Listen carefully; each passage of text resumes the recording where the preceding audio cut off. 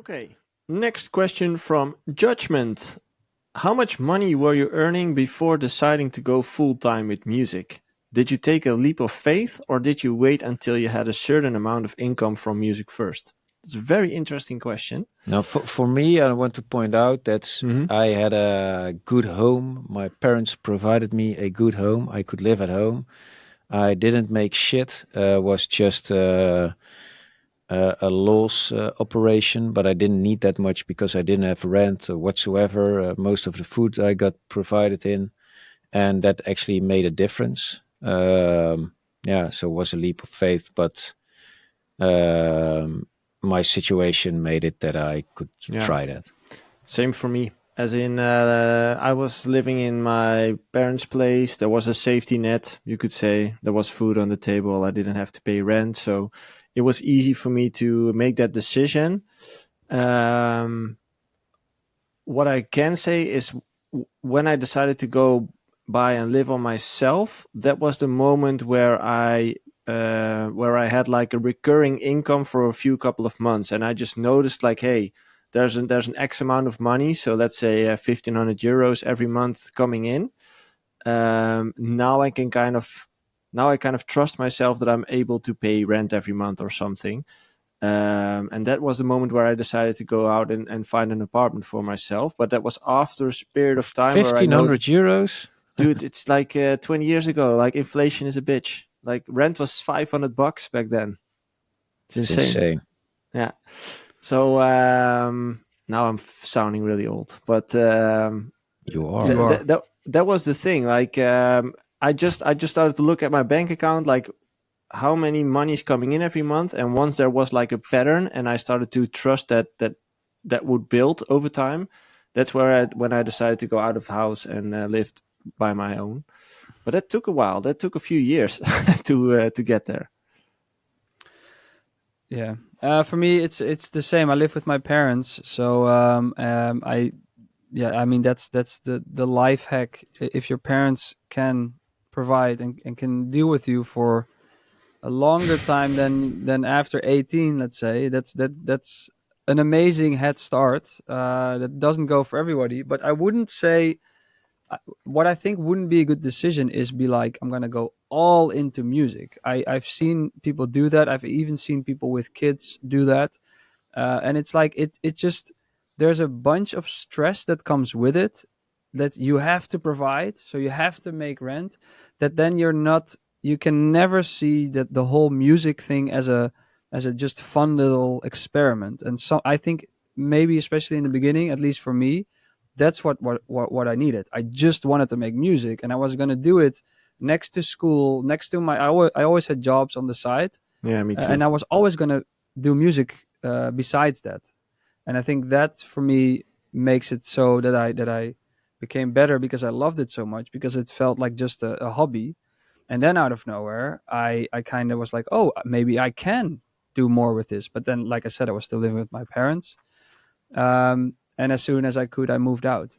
But I think going all in on music when you're not making any money off it yet, That's tough. I would like get a maybe part-time job or a job and try to next to that. I mean, there's a lot of time you could spend on a hobby that hobby could be music. I think there is a lot of time, even To be if you honest, don't have kids yet, if you don't have the correlation between having more time and production output is not so obvious as many may think.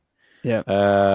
I always had Marlon touring, and then I always had to hear, well, for you it's easy, you don't have to tour. And whilst that's probably partly true, at some point people got the time to produce during COVID, and some because the bookings just stayed away. And I rarely seen people amp up the production output, let alone maybe it got less. So the real correlation there is not so obvious. So if you think like, okay, I will now make more or better music, whilst also just partly true, it's not always. Definitely, a lot of the times it just isn't so. And think also what a lot because of of Jobke says, because of the pressure you put on yourself. I think what a lot of people underestimate is that financial stress kills all the creativity. No, So just stress is never stress a good itself, thing. but financial stress is one of the biggest ones for people because financial stress puts you in a lot of problems if you can't pay the bills. So deciding to go all in on music, if you have a mortgage, if you have a family, and if you're just at the start of everything and you're not making money on it, that's Oh, I but it's wouldn't not alone recommend that, it. because I know many artists that are pretty rich enough, and since they now do have the time, or during COVID, the production output wasn't better in quality and it was not more in quantity either. It just doesn't work like that. It's no, exactly. And there's also just so many factors you don't have control over. That's like with COVID, it's like, yes, I'm going to be more productive, but for what am I making music? There's no shows, there's no life outside the little box. So that comes into it. But I agree. It's just well, I agree with myself. Don't take that leap of faith if you're not making money off it yet. But then there are jobs that this is with a lot of hobbies or activities. There are jobs that come close to your favorite superstar. Let's say if you go DJ in a bar, in a small bar, and you do the shitty hours, or you're like, hey, I want to play for free in the beginning. You're already like, well, they're not making money. Let's say you're in a shitty bar, you're making a little bit of money. At least you're one step closer to where you want to be. So you can, yeah, you can. Yes, you can. Yes, you can. We're gonna make a bumper sticker of that. Jay Hardaway says, There "Yes, already yes, is, you man. can." Yeah, there is. I know.